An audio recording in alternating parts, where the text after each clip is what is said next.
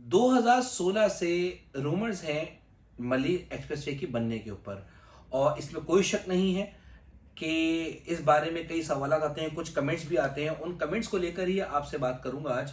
एक कमेंट ये आया हुआ है कि 2016 से आप ये रूमर्स आ रही हैं और ये हकीकत नहीं है, और वक्तन फवक्तन ब्रोकर्स इसका टाइम चेंज करते रहते हैं। ऐसा बिल्कुल नहीं है।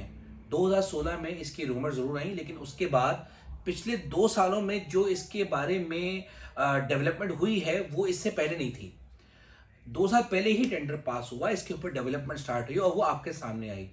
बार बार इसके बारे में बात करने का मकसद ये है कि आपको ये बात समझाई जाए कि वाकई इसका इम्पैक्ट बहुत ज्यादा होगा, खास तौर पे उन दो सोसाइटीज पे जो डेवलप हो चुकी है, डीएचटी कराची और बेडो कराची। इसमें कमेंट ये भी है कि आप लोग क्या थके नहीं है इसके बारे में बार बार बात करके? नहीं जनाब, नहीं थके। उसकी वजह यह है कि ये एक गेम चेंजर है और ये लोगों तक इसकी बात पहुंचाना जरूरी है। इसका जवाब जो है अंदाजा इस बात से हो जाएगा, जो मैं नेक्स्ट क्वेश्चन जो कमेंट में किया हुआ उसको सुनकर। डीएच एक और कमेंट भी है कि डीएचटी कराची और बेडो कराची में रहकर लोगों को अंदाजा हो चुका है और वहां पेट्रोल प्राइसेस इतनी ज्यादा हैं कि लोगों को मरी एक्सप्रेस को फर्क नहीं पड़ेगा और लोग वहां रहना पसंद नहीं करेंगे। ये गेम चेंजर नहीं है।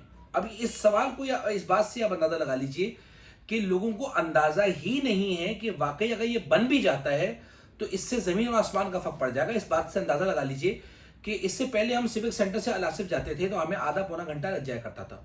आधे पौने घंटे की टेंशन नहीं, जो हैसल होता था ना ट्रैफिक का, वो मुझे याद है। और जिन लोगों ने ट्रेवल किया हुआ है अल आसिफ से सिविक सेंटर की तरफ, तो जो हैसल होता था वो हमें ही पता है। अब आज सिविक सेंटर से आप लियारी एक्सप्रेस से पकड़े और अल आसिफ में उतरे, 8-9 मिनट में पहुंच जाते हैं।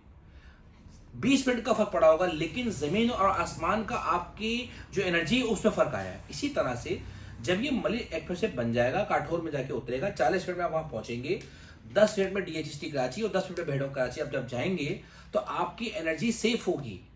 आधे घंटे का तो फर्क पड़ेगा ही पड़ेगा, लेकिन आप में के अंदर एनर्जी ऐसी होगी कि आपके पेट्रोल भी आपका कम लगेगा, वो माइनस होगा। लेकिन जो आपकी एनर्जी बचेगी, वहां जाके जब वापस आएंगे आप, तो आप काम करने के काबिल होंगे। खुली सड़कें, 6 लेन वाली सड़कें हैं।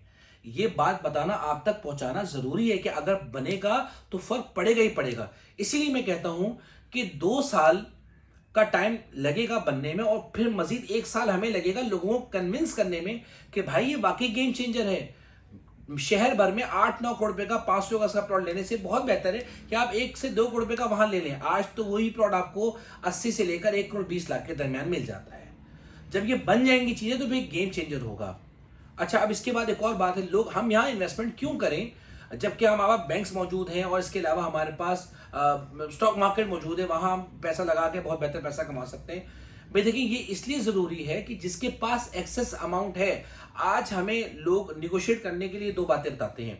सर हम बैंक में क्यों ना पैसा रख दें, हम क्यों ना स्टॉक मार्केट में डाल दें, हम क्यों लें प्रॉपर्टी में? तो उनके लिए तो ये जवाब वाजे है कि भाई अगर आप कन्विंस्ड हैं बैंक में पैसा रखने से तो आप डालिए। अगर आपको टेक्निक्स और टिप्स स्टॉक मार्केट में वक्तन फवक्तन मिलती रहती हैं और आपका वहां सिक्का चल रहा है, तो छोड़ दीजिए प्रॉपर्टी को, फिलहाल आप वहीं पे चले जाइए। ये बात साफ है। तो फिर लोग वापस आ जाते हैं, नहीं नहीं आप प्रॉपर्टी के बारे में बताइए। क्यों? क्योंकि उन्हें भी पता है और उनके पास एक्सेस अमाउंट है जिसके ऊपर वो रिस्क ले सकते हैं, जिसके ऊपर जो 40% डाउन है, मजीद नीचे नहीं जा सकती। और अगर ये गेम चेंजर 1-2 साल के अंदर बन गया तो वाकई जमीन आसमान का फर्क आ जाएगा और फिर आपके पास मौका नहीं होगा लेने का। पीआईए का शेयर जिसने 10 रुपए का लिया, 30 रुपए का मुंह वही देख रहा है। जिसने साजगा 200 में उठाया वही 400 रुपए का मुंह देख रहा है ना। इसी तरह से आज डीएचटी कराची का प्लॉट जो 40% डाउन में लेगा, तो जब बढ़ेगी मार्केट तो फिर वो भी बेनिफिट वही बंदा उठाएगा। इस बात का भी अंदाजा इन्वेस्टर्स को होता है और इन्वेस्टर्स बहुत खामोशी से चीजें उठाते हैं। वो जगह जगह जाके शोर नहीं मचाते कि मैं कुछ ही परचेज कर रहा हूं, खामोशी से चीजें लेके डब्बे में डाल देते हैं। जिसने पीआईए लिया होगा 10 रुपए में, वो जगह जगह जाके शोर नहीं मचा रहा होगा, और मचाएगा भी तो आप उसमें बिलीव नहीं करोगे। यही बात मैंने 1 साल पहले स्टॉक मार्केट में देखी। लोग मुझे समझाते रहे पीआईए ले लो, पीटीसी ले लो, सासगार्ड ले लो। नहीं लिया मैंने। क्यों नहीं लिया? जहन नहीं बनता था, समझ ही नहीं आता था। लेकिन जब चल गया तो आप आज दिल कर रहा है यार 30 रुपए में पीआईए ले लो, आज हेस्कॉल ले लो या कोई और चीज ले लो, पीटीसी ले लो। ये जहन बनता है। ओजीडीसी ले लो। क्यों?